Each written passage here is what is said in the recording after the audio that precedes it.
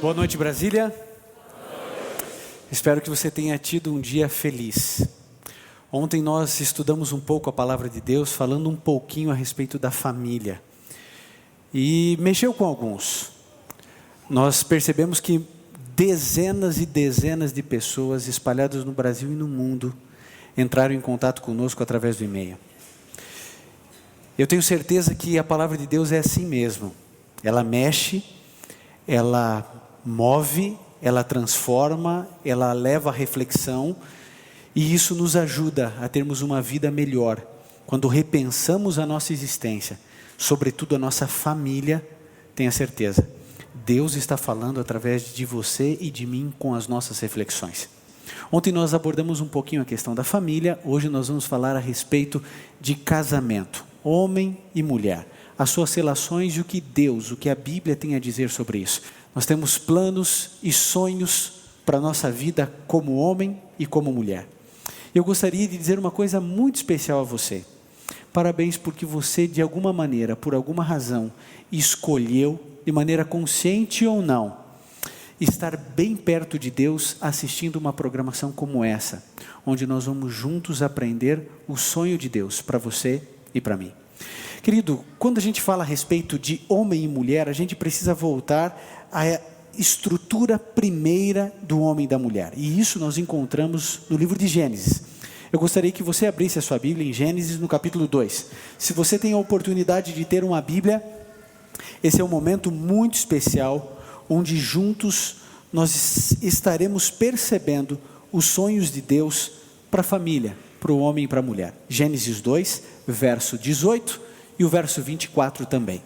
Se você tem a oportunidade de ter uma Bíblia, pode abri-la. Se não tem, acompanhe e concentre-se na origem da relação marido e mulher, a origem do casamento. Gênesis 2:18 diz: Disse o Senhor Deus, não é bom que o homem esteja só. Far-lhe-ei uma ajudadora que lhe seja correspondente. E o verso 25 diz assim: e ambos, verso 24, portanto deixará o homem o seu pai e a sua mãe, e unir-se-á à sua mulher, e serão os dois uma só carne. Bom, a gente precisa, antes de tudo, entender os 3 Ds do casamento. Em primeiro lugar, Deus determinou o casamento. É uma determinação divina. Deus disse, não é bom que o homem esteja só. Foi Deus quem disse isso. Aquele que não pode errar, aquele que não pode falhar. Uma pessoa que nunca casou pode ser feliz? Claro que pode, mas tem um preço aí para pagar. Você sabe que nenhum animal de estimação, nenhuma profissão, nem mesmo filhos são capazes de preencher o relacionamento do homem com a mulher. Mas ela pode ser feliz, eu volto a afirmar isso. Agora, Deus é quem declara, não é para nós vivermos sozinhos.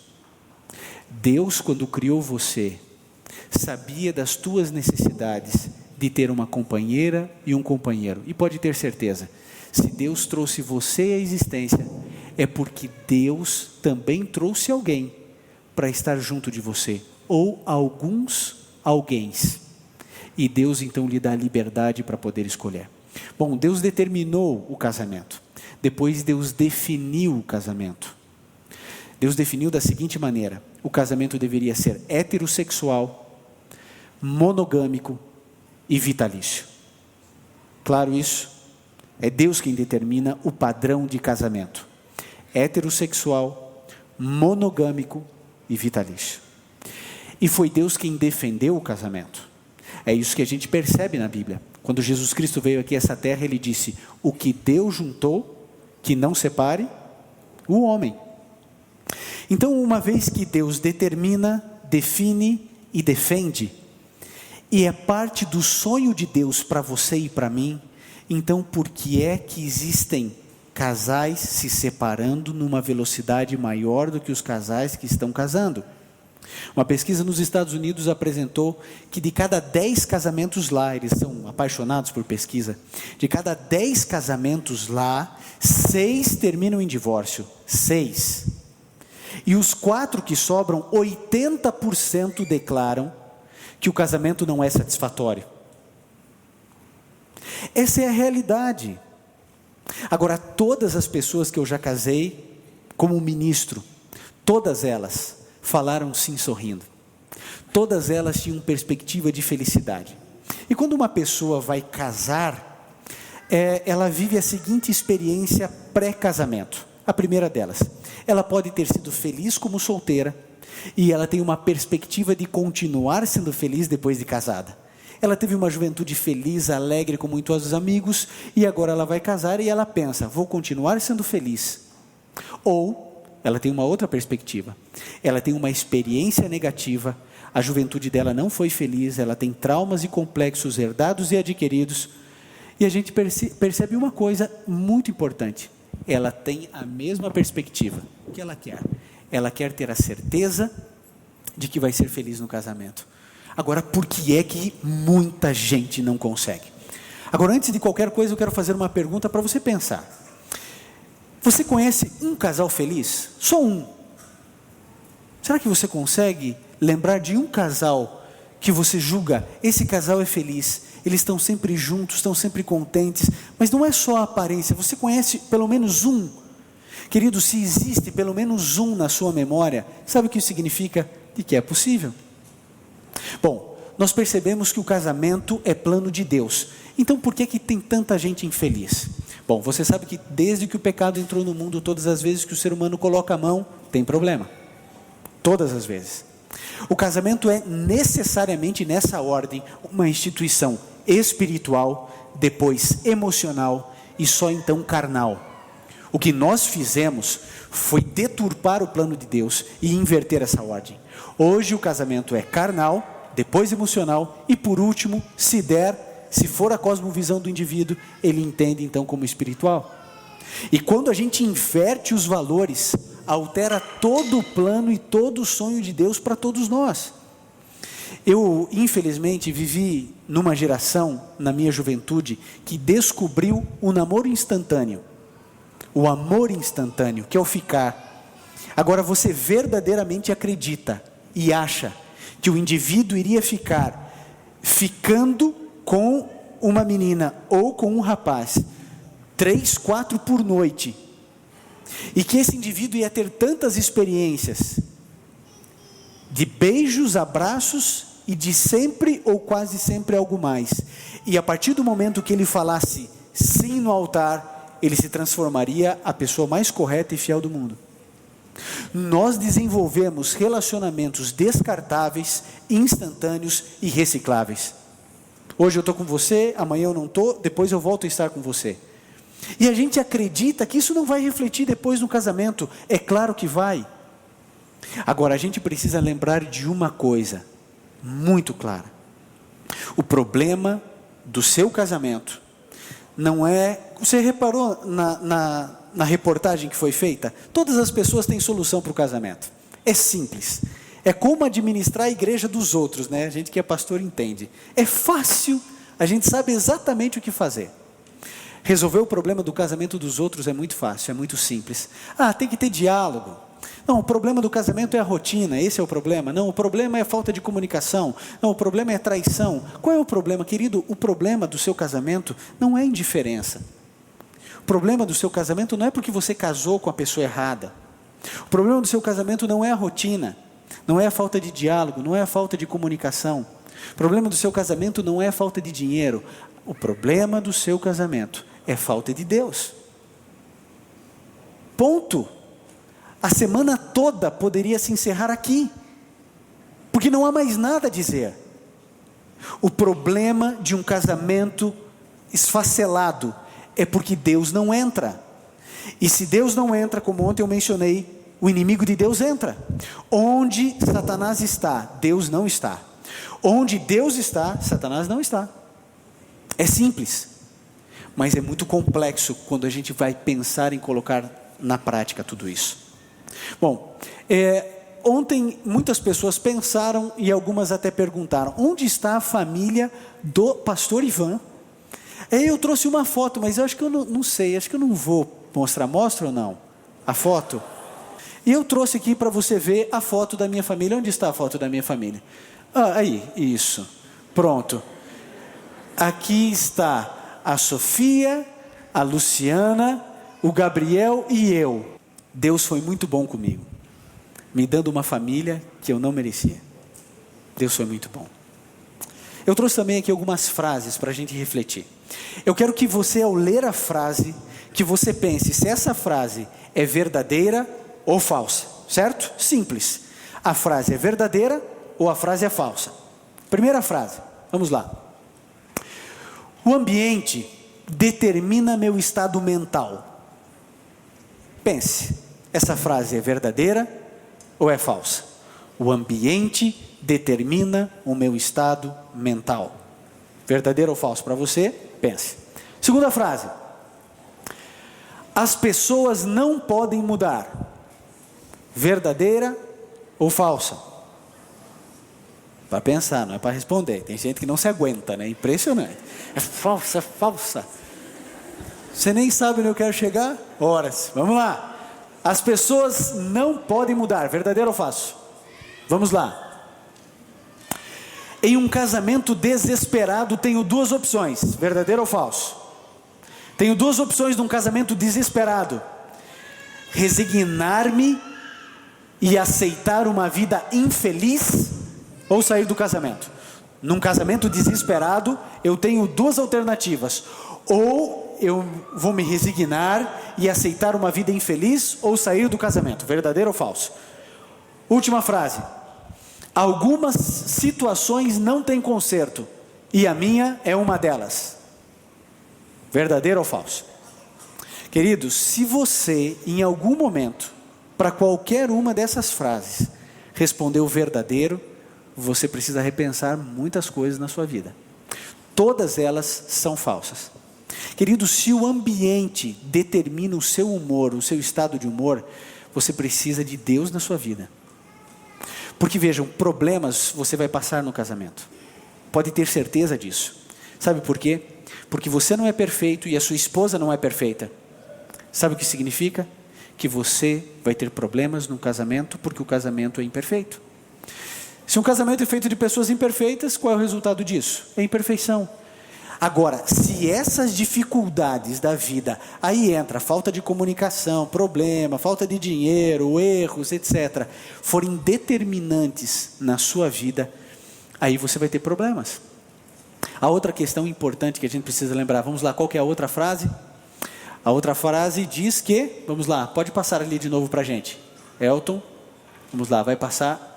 Está reiniciando ali, ok. Algumas situações não tem conserto e a minha é uma delas. Se você acredita que o seu caso não tem conserto, eu quero dizer que você pensa exatamente como todos os casais que pensam ou se separaram. Todo mundo acredita que o seu caso é único e que ele não tem condições de reverter o seu quadro. Todas as pessoas que se separam pensam assim, mas essa é uma frase falsa. Porque quando Deus entra, Deus reverte qualquer situação, mesmo a sua. Você pode dizer, mas o meu marido, ele tem problemas que o senhor nem imagina. E nem quero imaginar. Mas eu sei que Deus é capaz de resolver qualquer problema, inclusive o seu, principalmente o seu. Terceiro pensamento. Em um casamento desesperado, você só tem duas opções: resignar-se e aceitar uma vida infeliz, prostrar-se e falar assim, é assim mesmo, eu não vou me separar por causa dos filhos, eu não vou me separar porque eu não tenho dinheiro, eu não vou me separar porque o que eu vou fazer da minha vida, já estou velho. O indivíduo então, ele fala assim, eu vou aceitar essa vida infeliz ou sair do casamento. Você tem uma terceira opção. O dia em que você colocar Deus como o primeiro, o último e o melhor na sua vida, tenha certeza, a terceira saída, que é a única certa, existirá na sua existência. E o quarto pensamento diz, pessoas não podem mudar? Claro que podem mudar. Eu me lembro quando eu estava logo no início do meu ministério, no início do meu casamento, e o telefone tocou à noite. Eu não queria atender aquela ligação. Eu já estava cansado, já estava de banho tomado, eu precisava descansar um pouco, mas o telefone insistiu. E tocou uma, duas, na terceira vez eu disse, não, eu tenho que atender, pode ser uma emergência. E atendi. E realmente era uma emergência. Um indivíduo líder de igreja. Um homem que eu respeitava muito. me ligou dizendo assim: pastor, eu preciso falar com o senhor ainda hoje, é um caso muito importante para mim. Eu falei assim: mas já é tarde. E ele disse: eu posso ir na sua casa? Eu disse: venha. E ele veio, e sabe o que ele me disse? Ele disse assim: pastor, eu passo por alguns problemas no meu casamento. A minha mulher é linda, eu conheci a mulher dele.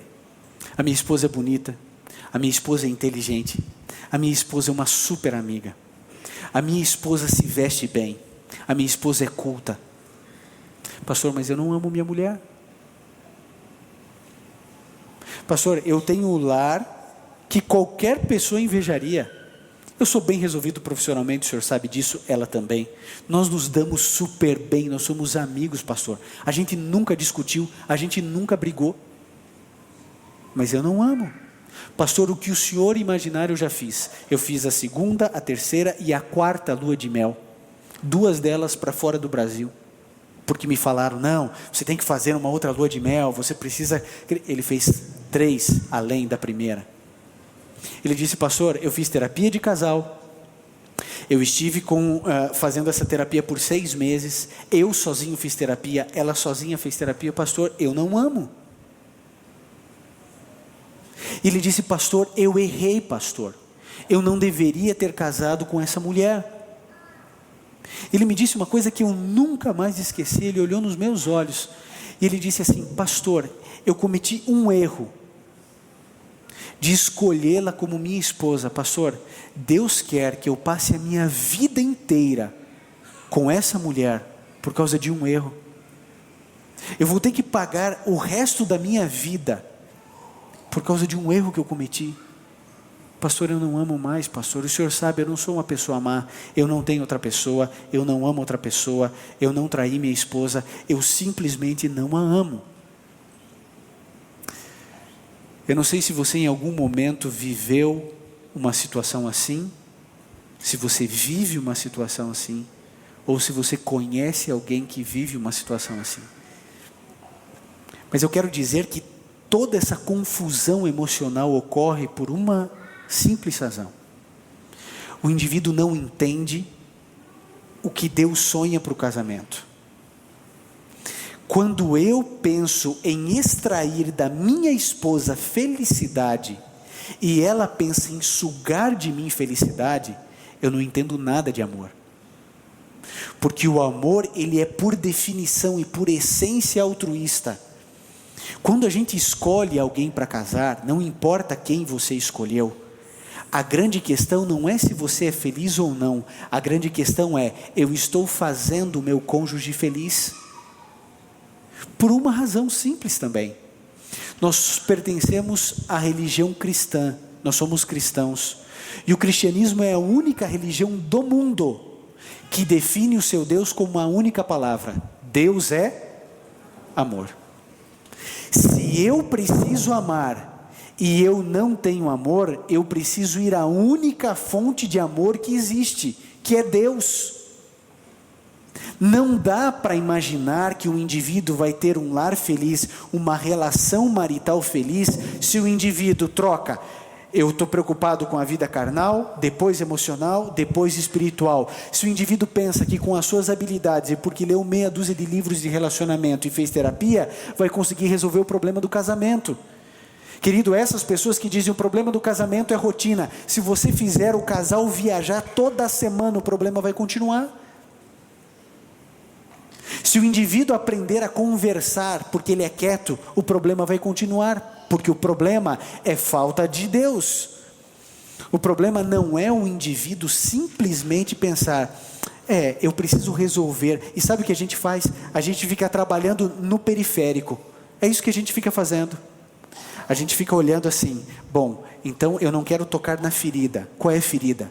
É que eu e você não somos espirituais. E aí, sabe o que acontece? Nesse momento, talvez tenha mulher dando cotovelada na costela do marido agora. E todas as vezes que eu falo de marido e de mulher, eu falo assim: homens, por favor, se defendam. Porque às vezes é a mão que é triturada, às vezes é a costela que sai dolorida. Mas na verdade prática, mal comparando, nós deveríamos sair com os nossos ossos quebrados, homens. Porque a responsabilidade é nossa. Deus nos colocou como sacerdotes do lar. Eu, como pastor, como homem, como marido, eu preciso dizer: minha esposa, você leu a Bíblia hoje, você fez o culto com as crianças, vem aqui, vamos nos reunir, vamos fazer. Estarmos perto de Deus, termos comunhão com Deus, e aí as coisas vão acontecer. Vocês se lembram de um rapaz que foi à minha casa à noite falar? Sabe o que aconteceu com ele? Ele separou e abandonou agora a terceira esposa, porque o problema nunca foi a esposa, o problema é ele. Você sabe do que eu estou dizendo? A gente pensa que se a gente trocar de endereço, vai resolver o nosso problema, mas não resolve. O problema não é que você escolheu a pessoa errada, aceite isso, o problema é você. A gente está desesperado tentando mudar o cônjuge, quando na verdade isso é uma tarefa de Deus, não é sua.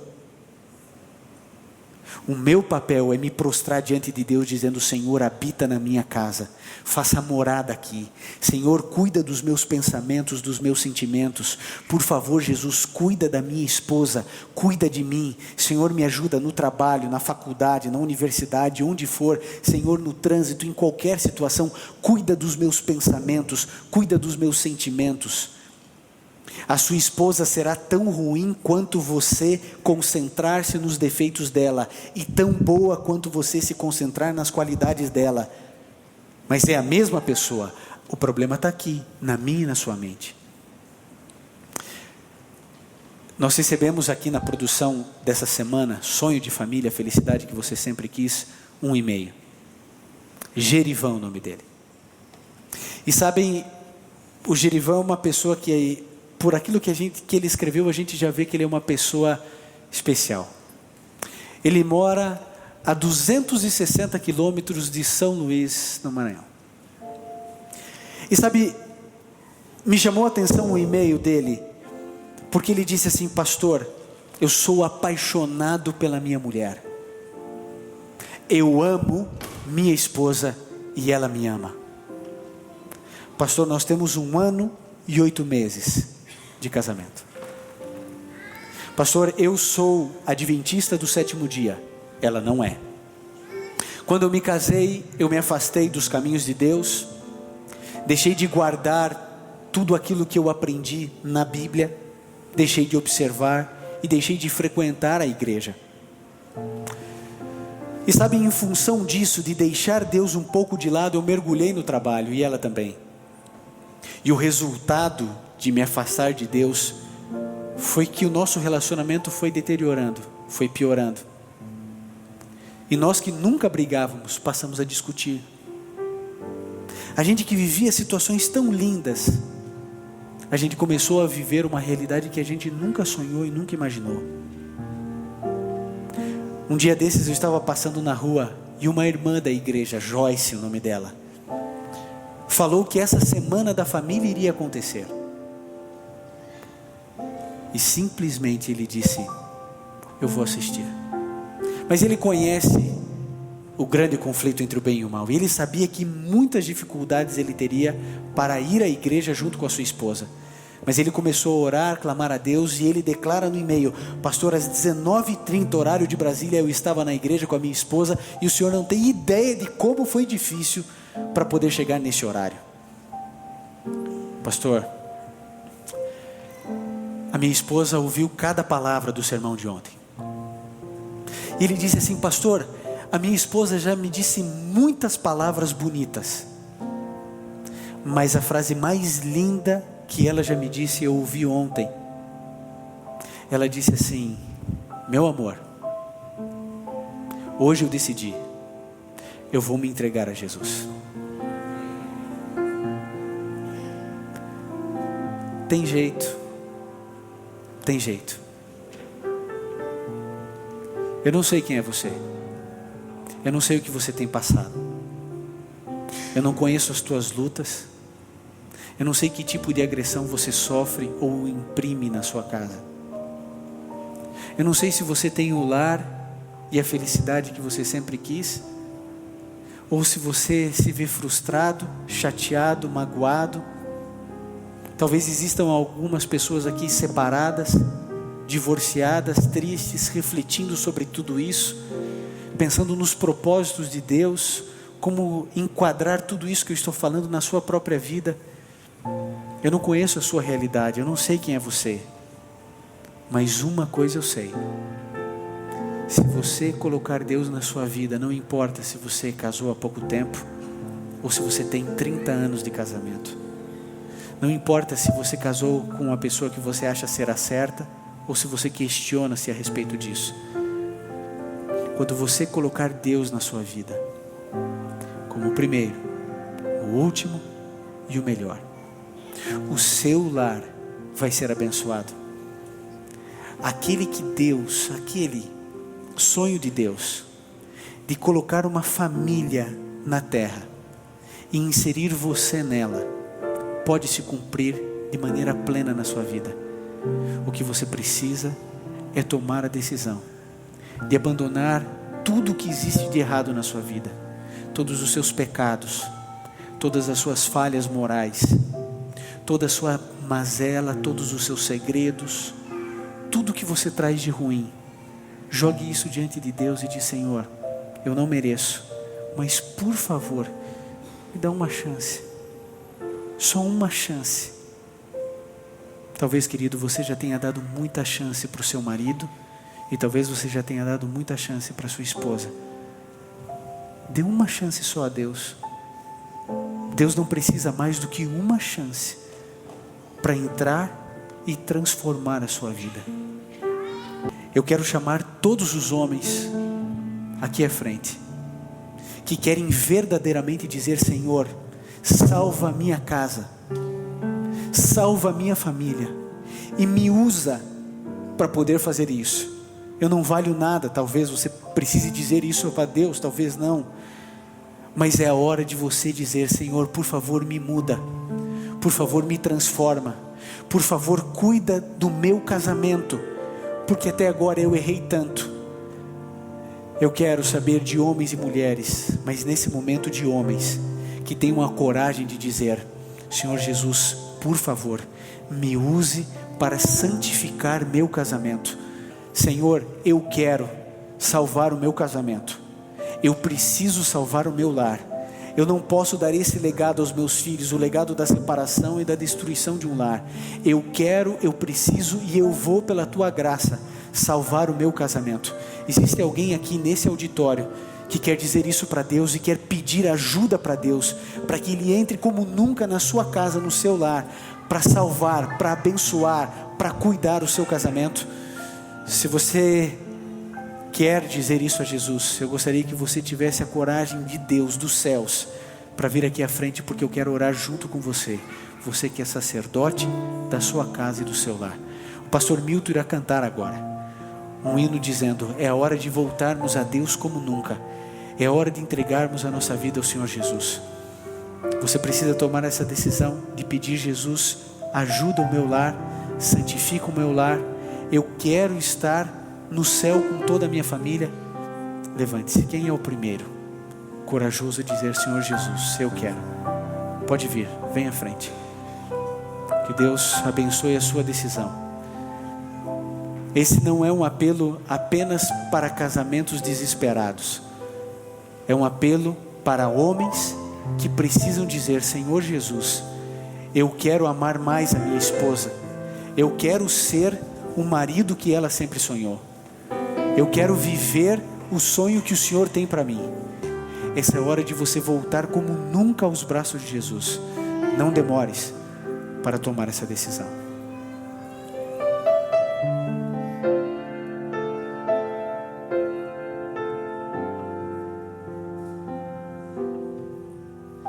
Não importa quão distante tens andado de Jesus, pense um pouco nesse instante, no poder da sua cruz. Seu amor não tem limites, não tem lógica ou razão. Seu olhar é um convite para aceitar o seu perdão. Hoje é o dia de voltar. Não olhes para trás. Se teu coração falar, não adies nada mais. Só Jesus te ama assim.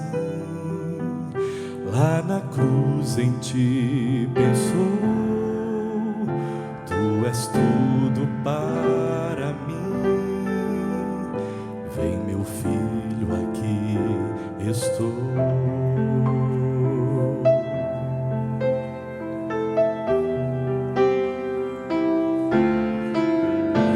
Os problemas do passado não vão mais te dominar.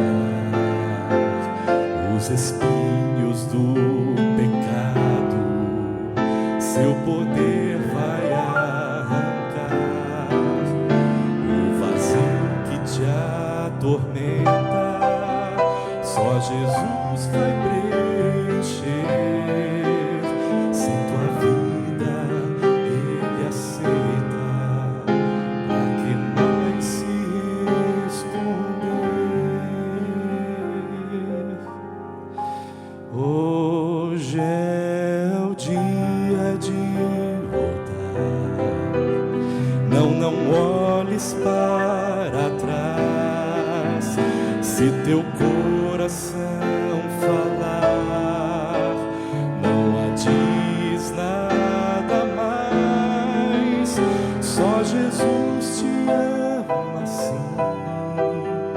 Lá na cruz em ti pensou.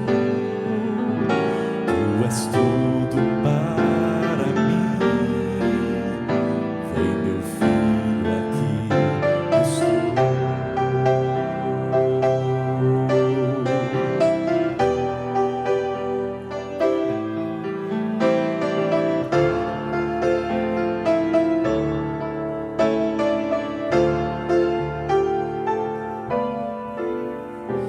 É Jesus quem fala assim. Lá na cruz eu te esperei. Volta agora para mim. Tanto tempo eu te amei. Vamos orar. Bondoso Pai, todos nós aqui somos maridos. O Senhor conhece os nossos erros. Do Senhor nada se esconde. E o Senhor sabe que grande parte da responsabilidade, às vezes, da fragilidade do nosso casamento se deve à nossa negligência, às vezes. Negligência espiritual, negligência afetiva. Mergulhamos tanto no trabalho que às vezes nos esquecemos que a nossa família é 1.000.000 de vezes mais importante. Pai, nos ajude não só a entendermos isso, mas a colocarmos em prática. A nossa esposa é um presente que o Senhor deu a nós.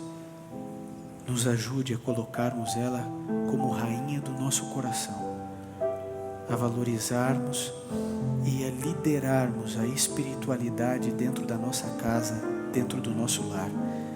Por isso estamos aqui, diante do Senhor, para implorar a Tua ajuda, a Tua consagração na nossa vida, para que toda a nossa família sinta que somos líderes espirituais acima de qualquer coisa. Em nome de Jesus pedimos. Amém. Que Deus nos abençoe a todos nós. Que Deus nos fortaleça. cuide de cada lar que aqui representamos. Que Deus nos abençoe. Que Deus abençoe você que está nos assistindo no encerramento desse momento. Que Deus cuide do seu lar, da sua casa, da sua família. Ore a Deus, busque a Deus. E o seu casamento pode e deve ser restaurado.